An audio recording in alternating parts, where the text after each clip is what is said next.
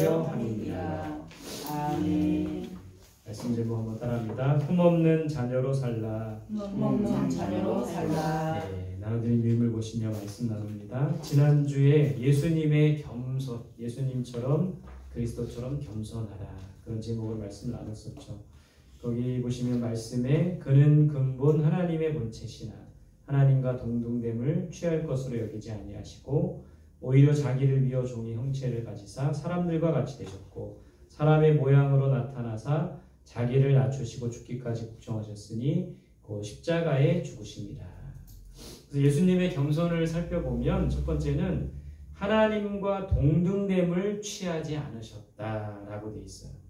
하나님은, 예수님은 삼위일체 하나님이시죠. 하나님과 동등되신 분입니다. 하나님과 같은 위격을 가지신 분이에요.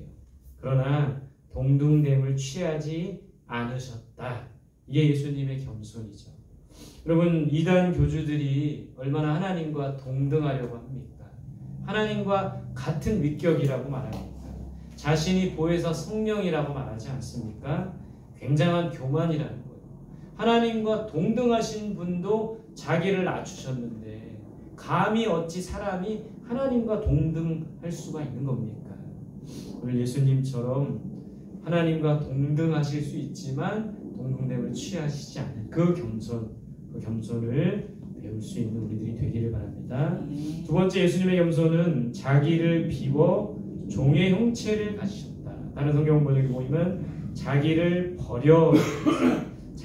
버리고 종이 되셨다고 합니다. 우리는 끊임없이 나를 비워야 됩니다. 우리의 욕심을 비워야 됩니다. 탐욕을 비워야 합니다. 교만을 버려야 됩니다. 대접받고 싶은 마음을 버려야 되는 거예요. 나를 비우고 버릴 때 비로소 하나님 앞에 겸손해질 수가 있다는 겁니다. 오늘 이 저녁에도 우리가 나를 비우고 나를 버리고 종의 형체를 가질 수 있기를 바랍니다. 세 번째, 예수님의 겸손은 자기를 낮추시고 죽기까지 복종하신 거예요. 겸손은 나를 낮추는 겁니다. 예수님께서는 한없이 자신을 낮추셨고 십자가의 죽으심으로 하나님의 뜻에 복종하셨어요. 자기를 끊임없이 낮추고 자기가 종됨을 선포하고 끊임없이 끝까지 죽으심으로 하나님의 뜻에 복종하셨다는 겁니다. 우리도 예수님처럼 겸손해야 합니다. 자신을 비워야 돼요. 자신을 버려야 합니다. 예수님처럼 자신을 낮추어야 돼요. 예수님처럼 하나님의 말씀에 복종하는 우리 모두가 될 수 있기를 바랍니다. 오늘 본문에서 바울은 빌립보 교회 성도들에게 권면하고 있습니다. 12절 14절 같이 봅니다. 시작. 그러므로 나의 사랑하는 자들아, 너희가 나 있을 때뿐 아니라 더욱 지금 나 없을 때에도 항상 복종하여 두렵고 떨림으로 너희 구원을 이루라. 모든 일에 원망과 시비가 없이 하라. 오늘 바울이 빌립보 성도들에게 권면한 걸 세 가지로 좀 정리해봤어요. 첫 번째는 나 없을 때에도 항상 복종하라. 지금 이 빌립보 성도들에게 이 서신, 옥중서신이라고 했죠. 빌립보서가. 지금 바울은 어떤 상황에 있는 겁니까? 옥에 갇혀 있고 현재 이 빌립보 교회 성도들과 함께하지 못하고 있는 상황이에요. 근데 이 바울이 빌립보 성도들에게 이렇게 권면합니다. 나이가 있을 때나 없을 때나 항상 복종하라. 누가 있으나 없으나 사람들이 보든지 안 보든지 영적인 지도자가 있든지 없든지 우리는 항상 하나님께 복종해야 된다는 거예요. 누가 있을 때는 잘하는 것처럼 보이고 누가 없을 때는 내 마음대로 하고 그런 것이 아니라 누가 있든지 없든지 우리는 항상 하나님께 복종해야 되고 하나님을 경외하는 자가 되어야 합니다. 오늘 우리가 이렇게 예배의 자리에 함께 나왔습니다. 누가 있든지 없든지 누가 보든지 안 보든지 우리가 하나님 앞에 나온 거예요. 하나님을 경외하는 마음으로 나온 겁니다. 하나님께 순종하는 마음으로 나온 거라는 거예요. 누가 있든지 없든지 누가 보든지 안 보든지 항상 하나님 앞에서 하나님을 경외하고 하나님께 복종하는 우리들이 될 수 있기를 바랍니다. 두 번째, 바울은 빌립보 성도들에게 이렇게 권면하고 있어요. 두렵고 떨림으로 너희 구원을 이루라. 구원은 누가 이루는 겁니까? 구원은 무엇으로 받는 거예요? 우리는 예수 그리스도의 은혜로 이미 구원받은 자라는 겁니다. 행위로 받은 것이 아니라는 거예요. 은혜로 받았다는 것이죠. 믿음으로 말미암아 구원을 얻었다고 돼 있어요. 그러니까 이 구원을 이루시는 분은 하나님이신데 왜 바울은 두렵고 떨림으로 너희 구원을 이루라고 말하는 겁니까? 왜 하나님께서 왜 두렵고 떨림으로 구원을 이루라고 하는 걸까요?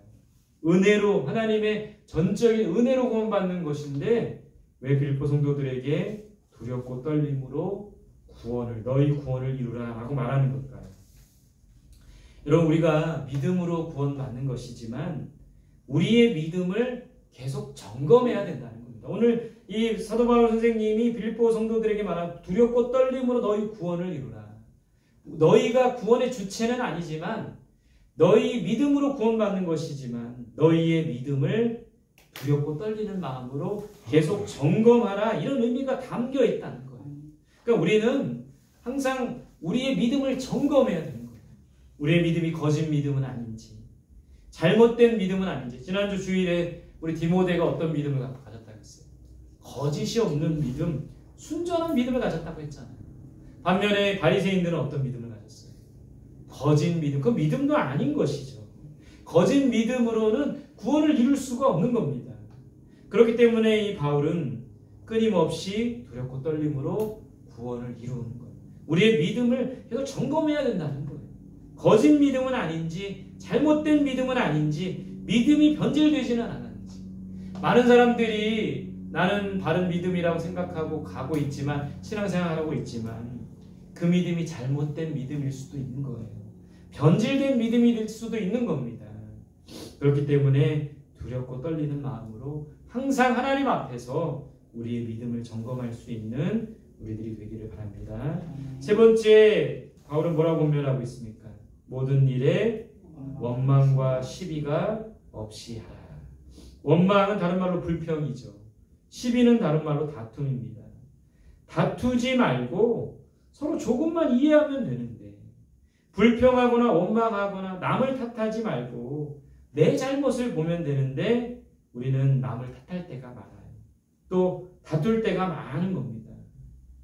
오늘 이 사도 바울 선생님은 원망과 시비를 그치고 불평과 다툼을 그치고 화평케 하는 자가 되어야 된다는 것을 가르쳐주고 있어요. 엊그제 요즘에 이제 날씨가 좀 많이 더워지잖아요. 근데 그래서 에어컨을 키기엔 좀 이르잖아요. 그래서 어떻게 합니까? 창문들을 활짝 열고 생활을 합니다. 잘 때도 좀 열어놓죠. 그러면 선선한 바람도 부는데, 근데 요즘에 이렇게 저녁에 선선해가지고 창문을 활짝 열었는데 엊그제 밖에서 막 싸우는 소리가 들리는 거예요. 개 짖는 소리도 들리고 가만히 들어보니까 개 때문에 싸우는 거예요. 참 웃기더라고요. 개 때문에 서로 개가 뭘 잘못했는지 모르겠지만 개 주인들이 개 때문에 막 욕하고 싸우고 막 난리가 나는 거예요. 집 코앞에서 그러길래 막 소리 질렀더니 막 딴 데 사람들이 시끄러우니까 불편함을 표현하니까 다른 데 가서 싸우더라고요. 근데 또 다른 데 가서 한참을 막 욕하고 막 싸우더라고요. 수많은 사람들이 그 두 개 때문에 피해를 보는 저녁을 맞이했다라는 거예요. 우리가 사실은 조금만 이해하면 되는데 조금만 남을 탓하기보다는 내 잘못을 보면 되는데 원망과 시비가 항상 끊이지 않는 것은 남을 탓하기 때문이라는 겁니다. 조금도 이해하지 못하기 때문이라는 거예요. 원망과 시비를 그치고 화평케 하는 우리들이 될 수 있기를 바랍니다. 오늘 바울은 그렇게 해야 되는 이유에 대해서 말하고 있어요. 빌립보서 2장 15절 같이 봅니다. 시작. 이는 너희가 흠이 없고 순전하여 어그러지고 거스리는 세대 가운데서 하나님의 흠없는 자녀로 세상에서 그들 가운데 빛들로 나타내며. 우리가 이렇게 해야 되는 이유, 항상 누가 있거나 없거나 두려움을 가지고 하나님을 이렇게 복종해야 되는 이유, 또 원망과 두렵고 떨림으로 우리의 구원을 이루고 우리의 믿음을 점검해야 되는 이유, 원망과 시비가 없게 하며 화평케 해야 하는 이유는 뭐라고 말하고 있습니까? 어그러지고 거스리는 세상 속에서 흠이 없고 순전하기 위함이라고 가르쳐주고 있어요. 어그러지고 거스리는 세상은 하나님께 하나님께 복종하지 않고 하나님을 두려워하지 않는 세상이라는 거예요. 불평과 원망과 다툼이 가득한 세상이라는 거예요. 그런 세상 속에서 흠이 없고 순전한 우리들이 되어야 된다. 바울은 빌립보 교회 성도들에게 그렇게 권면하고 있는 거예요. 다음 장 보세요. 두 번째는 흠없는 자녀로 살아가기 위함이라는 거예요. 하나님께서는 흠없고 순전하신 분이시죠. 예수 그리스도께서는 흠이 없고 순전하신 분이라는 겁니다. 우리가 하나님의 자녀라면, 예수의 제자라면 우리도 흠없는 자녀로 세상을 살아야 됩니다. 잘못되고 어지러운 세상 속에서 거룩한 하나님의 자녀로 살아가기 위해, 거룩한 하나님의 자녀로 살기 위해서는 흠없고 순전한 자녀가 되어야 된다는 거예요. 근데 여러분, 어떻게 흠이 없는 사람이 있을까요? 흠없는 사람은 없어요. 오늘 어떤 은퇴를 앞둔 어떤 장로님하고 만나서 식사를 했는데, 그 장로님 섬기시는 교회 목사님이 이제 은퇴를 앞두고 계세요. 그러면서 이야기를 하는데 훌륭하신데 한 가지 흠이 있대요. 한 가지. 그게 뭐냐면 너무 아끼신대요. 그러니까 어렵게 잘하시고 어렵게 목회하셔가지고 뭐든지 그냥 아끼신대요. 아껴가지고 재정적으로는 어렵지 않고 풍족해졌는데, 근데 너무 아끼니까는 사람들이 교회를 베풀어야 되잖아요. 네, 은퇴를 1년 남으셨는데 그 흠을 얘기하시더라고요. 근데 사람은 그 얘기를 들으면서 참, 야, 아끼는 것도 흠이 되는구나, 그런 생각을, 저 교회가 만약에 펑펑 쓰는 목사님을 만났으면 어떻게 됐을까? 또 너무 펑펑 쓴다고 흠 잡지 않을까? 사람은 누구나 흠이 있다는 거예요. 흠이 없는 분은 누구밖에 없습니까? 예수 그리스도밖에 없는 거죠. 그러니까 사람은 누구나 흠이 있는데 우리가 흠없는 자녀로 살아가기 위해서는 흠없는 예수 그리스도께서 우리 안에 거하셔야 된다는 겁니다. 우리 안에 충만하게 거하셔야지만 흠없는 자녀로 살아갈 수 있다는 거예요. 모든 사람이 흠이 있기 때문에 우리의 노력이나 우리의 의로움으로는 흠이 없는 사람일 수가 없는 거예요. 오직 예수 그리스도, 흠없는 예수 그리스도께서 우리 안에 거하실 때 흠없는 자녀로 살아갈 수 있다는 거예요. 여기 저를 비롯한 우리 모두가 흠이 있는 사람들이에요. 허물이 많습니다. 그러나 우리 안에 예수 그리스도께서 거하시면 모든 흠과 허물을 감추시고 오직 흠없는 예수 그리스도가 드러나게 하신다는 거예요. 흠없는 자녀로 살아가기 위해서는 오직 예수 그리스도께서 우리 안에 거하셔야 된다는 거예요. 세 번째, 바울은 왜 이렇게 권면하고 있습니까? 세상에서 빛을 나타내기 위함이라고 했어요. 여러분 혹시 TV에 나오는 연예인을 실제로 본 적이 있으세요? 제가 봤더니 너무 잘생기고 키도 크고 얼굴에서 빛이 나더라고요. 광채가 나더라고요. 흠잡을 데가 없었어요. 흠없는 하나님의 자녀가 되면 이렇게 빛을 나타낼 수 있는 것이죠. 왜냐하면 예수님께서 빛 되시기 때문에. 썩어가는 세상에서, 어두운 세상에서, 어그러진 세상에서 우리는 한 줄기 빛이 되어야 된다는 거예요. 너희는 세상의 빛이라. 이렇게 흠없는 연예인, 너무 잘생기고 너무 흠이 없고 광채가 나는 이 연예인을 통해서도 광채가 나는데, 우리가 흠없는 하나님의 자녀 예수 그리스도, 그 흠없는 예수 그리스도 우리 안에 거하시면 얼마나 빛이 나겠어요.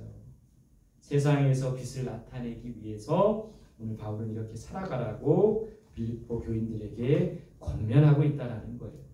자, 19절부터는 빌립보와 에바브로디도를 빌립보 성도들에게 보내는 이유에 대해서 말하고 있어요. 첫 번째 보시면 디모데를 보내는 이유가 뭐라고 하고 있습니까?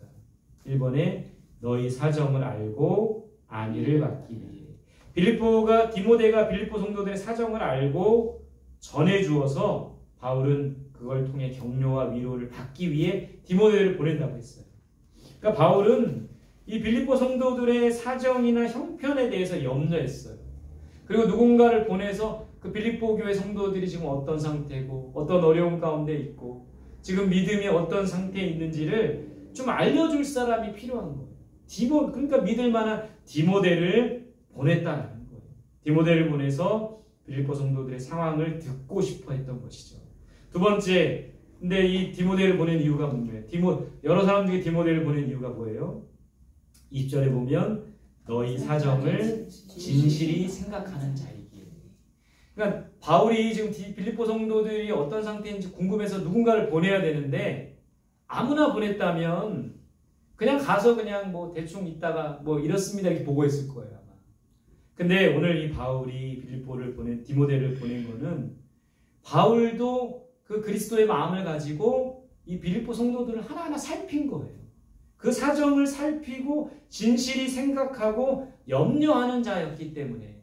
그러니까 바울이 이 디모데와 동역해 보니까 성도들을 사랑하고 성도들의 상황을 잘 살피는 이 빌립보서 디모데 전후서는 그 목회서신이잖아요. 그런 자였기 때문에 빌립보 교회 성도들에게 이 디모데를 보냈다라는 거예요. 여러분 오늘 우리는 이런 디모데와 같은 바울과 같은 이런 사람, 이런 마음이 필요한 거예요. 성도들의 상황을 두루두루 살피고 그들의 상황과 환경을 잘 아는 사람, 그런 사람들이 필요하다는 겁니다. 제가 이제 집을 팔게 됐는데 며칠간 이 집 문제 때문에 골머리를 앓았어요. 그러면서 이 집을 이제 중개하는 우리 그 집사님이 너무너무 힘들다는 것을 깨닫게 됐어요. 그 사정을 알게 되었다는 것이죠. 우리는 오늘 바울과 디모데처럼 바울은 지금 멀리 떨어져 있지만 이 빌립보 성도들의 상황을 항상 염려하며 걱정하며 기도하고 있었던 거예요. 그래서 디모데를 보냈고 디모데도 역시나 성도들의 상황을 염려하며 걱정하고 그런 마음이 이 디모데에게 있었다는 거예요. 사정을 알고 생각해주며 기도하는 자가 되어야 되는 것이죠. 우리가 새벽마다 성도들을 위해 기도할 때 정말 그들의 상황과 사정과 형편을 알아야 간절한 기도가 나오는 거죠. 오늘 우리가 이 수요일날 저녁에 모여서도 함께 말씀을 듣고 예배드리고 기도할 때 성도들의 상황과 형편을 알아야지만 간절한 기도가 나오는 거 아니겠습니까? 오늘 바울을 통해 디모데를 통해 배워야 할 것은 바로 이거예요. 두루두루 그 성편과 상황을 살피고 또 그 상황을 항상 생각하며 염려하는 마음이 우리에게 있어야 된다는 것이죠. 그런 마음을 가지고 그래서 바울은 이렇게 권면하고 있습니다. 양떼의 형편을 부지런히 살펴라. 소떼에 항상 마음을 둬라. 참 이게 어렵죠. 왜냐하면 우리도 살아가야 되니까 우리 형편과 사정이 너무나도 급박하고 힘들고 어렵기 때문에 남까지 돌볼 여력이 없을 때도 있다는 것이죠. 그럼에도 불구하고 두루두루 우리 주변에 있는 사람들을 살피고 그들의 상황과 환경과 형편을 위해 기도하며 돕는 우리들이 될 수 있기를 바랍니다. 세 번째, 디모데를 보낸 이유는 주 예수와 복음을 위해 일하는 자였기 때문입니다. 디모데는 자신의 사사로운 이익을 위해 일하는 자가 아니었어요. 복음과 그리스도를 위해 일하는 자였던 것이죠. 사사로운 이익이나 사사로운 감정에 매이지 않았어요. 우리도 복음을 위해 일하는 우리들이 될 수 있기를 바랍니다. 자, 두 번째, 이 빌립보 교회 성도들 너무너무 걱정하고 염려하는 마음으로 디모데도 보냈지만 또 에바브로 디도라는 사람도 보냈대요. 28절 같이 봅시다. 시작. 그러므로 내가 더욱 급히 그를 보낸 것은 너희로 그를 다시 보고 기뻐하게 하며 내 근심도 덜려 하느니라. 에바브로 디도를 보낸 이유가 뭐래요? 첫 번째는 너희에게 뭘 주기 위해서? 기쁨을 주기 위해서. 여러분, 이 에바브로 디도는 기쁨을 주는 사람이었던 거예요. 우리도 그런 사람이 되어야 됩니다. 빌립보 교회 성도들은 지금 어떤 상황이었어요? 어려운 때를 보내고 있었다는 거예요. 제가 이 빌립보서 서두에도 말했지만 이 빌립보라는 도시는 로마 식민 도시입니다. 당시 퇴역한 로마 군인들의 안식처였어요. 그래서 이 빌립보라는 도시는 굉장히 부유하고 풍요로운 또 많은 사람들의 권세와 힘이 있었던 그런 도시였던 거예요. 근데 그곳에서 그 힘과 권세가 있다는 것은 복음의 장애가 많다라는 또 의미가 담겨 있는 거예요. 그래서 이 바울도 빌립보 지역에서 복음 전하다가 옥에 갇히기도 하고 매를 맞기도 했다라는 거예요. 바울은 이제 지금 로마에 있지만 빌립보 성도들은 여전히 어려움을 겪고 있는 거예요. 복음의 장애 속에 어려움을 겪고 있는 거죠. 그런 사이에 에바브로 디도를 보내는 것은 너희 기쁨을 주기 위함이라고 했어요. 여러분 요즘에 웃을 일이 많으신가요? 웃을 일이 없어요. 그죠? 기쁨이 많습니까? 기쁨보다 근심이 많잖아요. 근데 누군가가 정말 기쁨을 주는 사람이 우리에게 나타나면 얼마나 선물과 같은 존재겠어요. 정말 우리 이 공동체 안에 우리 가정 안에 기쁨을 주는 사람을 보내주시면 좋을 것 같아요. 아멘. 그러기에 앞서 우리가 기쁨을 줄 수 있는 사람이 되면 되지 않겠습니까? 에바브로디도처럼 기쁨을 주는 우리들이 될 수 있기를 바랍니다. 웃을 일 없는 그때에 정말 기쁨을 주는 우리들이 되면 좋겠습니다. 자, 두 번째 에바브로디도를 보낸 이유가 뭐래요? 내 근심을 덜어주기 위해. 여기서 내 근심, 나는 누굴까요? 바울이죠.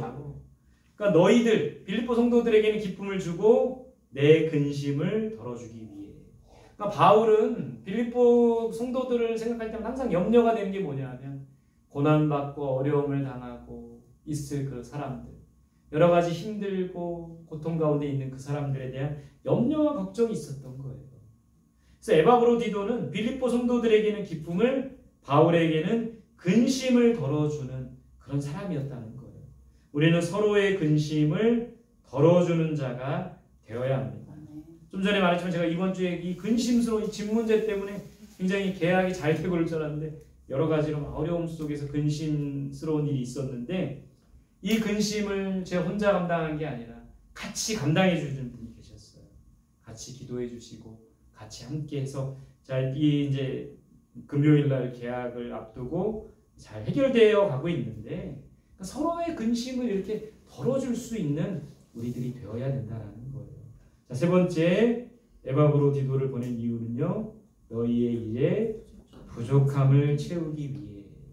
에바브로디도는 빌립보 성도들의 또 사도 바울의 부족함을 채우는 사람이었어요.